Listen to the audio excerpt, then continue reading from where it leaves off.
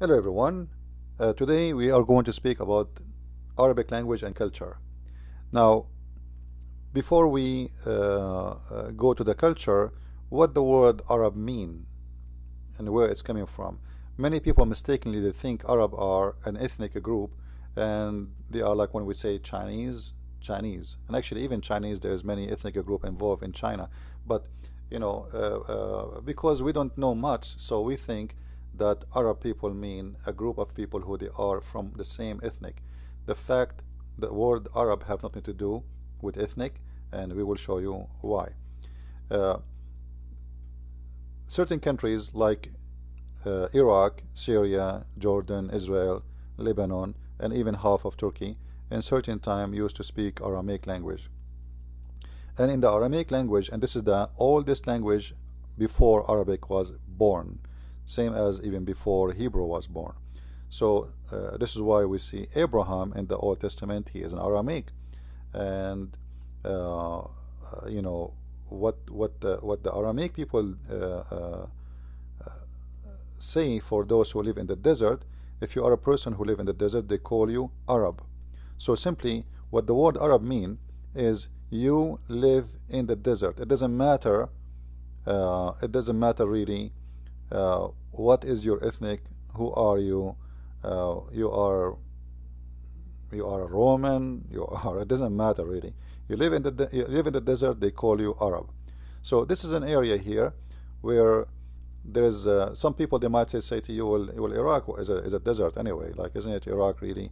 Well, Iraq, the Aramaic, most of people they used to live in the area around those rivers, which is the Dijla River and Euphrates. And if you are familiar with the map here, let me show you. You see all those, we see the lines, we see those are rivers, and they are some of them they are really big rivers. So those rivers make this area rich around those rivers, and this is where the Aramaic live. In Syria, if you go in Syria, Syria have a green locations, very green locations, like this area here, very green location, very healthy for farming. And this area here is very beautiful area and very green, same as Lebanon, same as most of Israel. So here in the middle we see the desert, or what we call it in Arabic al-Badiya. So the Aramaic, whoever live in the desert, they call him Arab. So Arab is not an ethnic.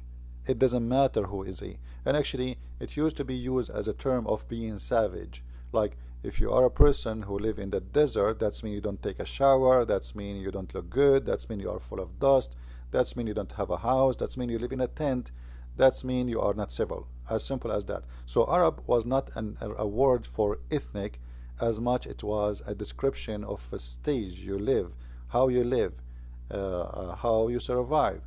So you are not a civil person who live in a city in a house. You are a person who live in a tent and in a desert area, and your house is mobile house. You know, the Bedouin, they take their tent and they move from place to place in order to survive. What they do, you know, like some rain fell down here, they move here because the grass will come and their goats will eat. The rain, they hear in news there is more rain in this area, they move to this area. So they keep moving from place to place. It doesn't matter. There's no borders. There's no country for them. The same as the gypsy in Europe. But for sure the profession of the gypsy was different from the profession of those people. Those people, they live from their animals, as simple as that. Or from attacking neighbors and stealing their money. But this is like different story. So the Arabic language is born of Aramaic, and it's a mix of languages, if we can say. Not only Aramaic, there's many languages involved in the Arabic, and maybe later we can go in details about this and what does that mean. So this is where the Arabic word, or what the Arabic word mean. In the coming video we will speak about the culture and what is good and what is bad in the culture. Be with us. Thank you.